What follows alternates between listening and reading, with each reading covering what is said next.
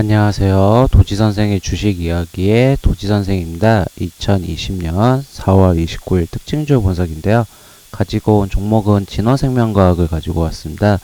이 진화생명과학 같은 경우는 시가는 4.66%로 강하게 출발을 하였지만 종가는 마이너스 21.19%로 약세를 보였던 종목인데요.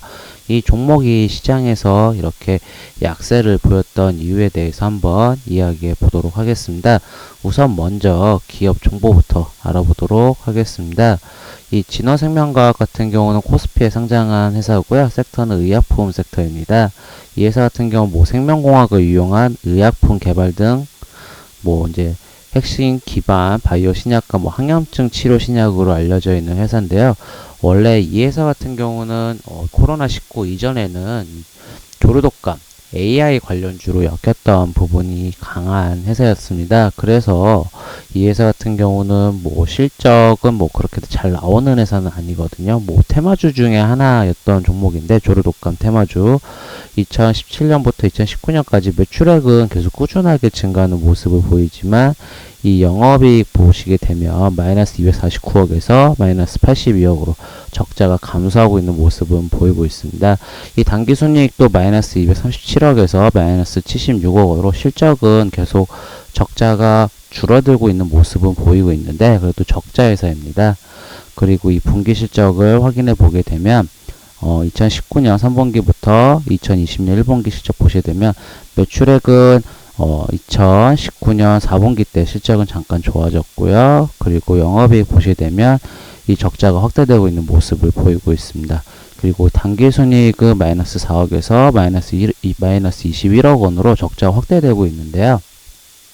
우선 기본적으로 이 동물 백신 주이면서 이 종목 자체가 지금 보시게 되면 적자가 지속되고 있는 회사이지만 이 실적보다는 이 테마주로 지금 주가가 3,000원대 머물렀던 주식이 보시게 되면 코로나19 터지게 되면서 16,000원까지 올라가게 됐습니다. 결국은 3,000원으로 계산을 해도 5배가 우선 기본적으로 올라갔던 종목이고요. 큰 폭의 조정 없이 계속 꾸준하게 올라왔던 종목입니다. 그리고 보시게 되면 우선은 이 회사가 이날 주가가 가장 약세했던 이유는 바로 아까 실적에서 언급을 드렸지만 실적은 그렇게 좋지 않는 회사이다 보니까 이날 4월 29일 날 주주 배정 유상증자를 결정을 하게 되었습니다. 결국은 이 800억 규모의 유상증자인데요. 보통 이 유상증자는 주주 배정 유상증자는 시장에서 악재로 받아들이게 됩니다. 보통 이 무상증자는 주식시장에서 호재를 받아들이고요. 주주 배정 유상증자는 악재로 받아들이는 이유가 우선은 증자라는 하는 거는 주식 수가 많아진다라는 거죠. 그렇기 때문에 기본적으로 유상증자를 한다는 거는 우선은 주가가 희석될 가능성이 높고 또 하나 회사가 돈이 없다라는 거거든요. 회사가 지금 시설자금과 운영자금을 위해서 주주를 통해서 돈을 모집하겠다는 거는 자체가 회사가 돈이 없다라는 것을 증명하는 겁니다. 그리고 기본적으로 언급드렸죠. 회사가 주가가 5배가 가는 동안에 실적이 개선되지 않는다. 결국은 이 실적이 개선되지 않는다는 거는 주가가 거품이라는 거거든요. 결국은 이 주주배정 유상증자를 하면서 주가가 큰 폭의 하락이 나왔는데요. 결국은 주가가 많이 올랐어요. 우선 기본적으로 5배가 올랐겠고 또 하나 이 주주배정 유상증자가 나왔기 때문에 어느 정도 큰 폭의 하락이 나올 수밖에 없었고 결국은 이 회사 같은 경우는 주가가 올랐을 때는 렌데시비르나 아니면 자회사 이노비오 통해 가지고 주가가 올랐기 때문에 결국은 그 결과의 기대치가 실적으로 이어져야 되는데 아직까지는 실적으로 이어지기에는 멀었다고 볼 수 있습니다. 결국은 이 회사 같은 경우는 다시 한번 조정이 크게 한번 나와야 되는데 기본적으로 지금 이 61선 1차 지지선이라고 보고 있고요. 그리고 기본적으로 또 한번 오르기 전이었던 이 매물대 부근 이 6,467원과 지금 이 120선 부근까지도 추가적인 하락이 나올 수 있기 때문에 이 종목을 보유하셨던 분들에게는 안타깝지만 어느 정도 이 조정을 해소하기 위해서는 기술적 반등 부근에서 물을 타가지고 빠져나올 수 있어야 되는 방향으로 잡아야 할 것 같습니다.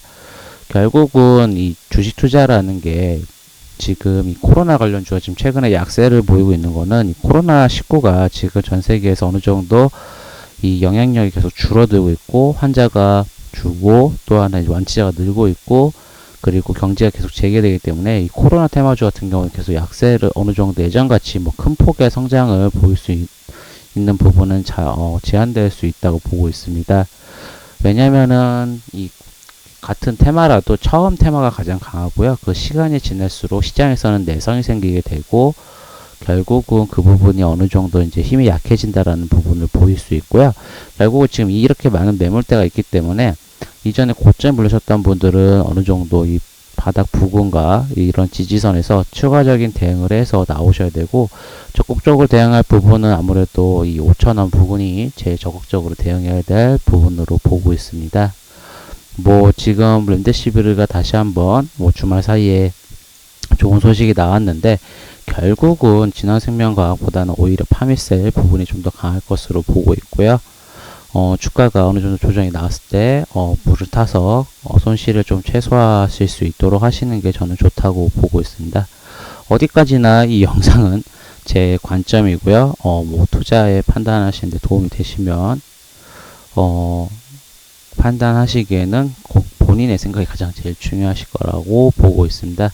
이 영상이 도움이 되시고 만족스러우시다면 구독, 좋아요 부탁드리겠습니다. 지금까지 도지선생의 주식 이야기의 도지선생이었습니다. 감사합니다.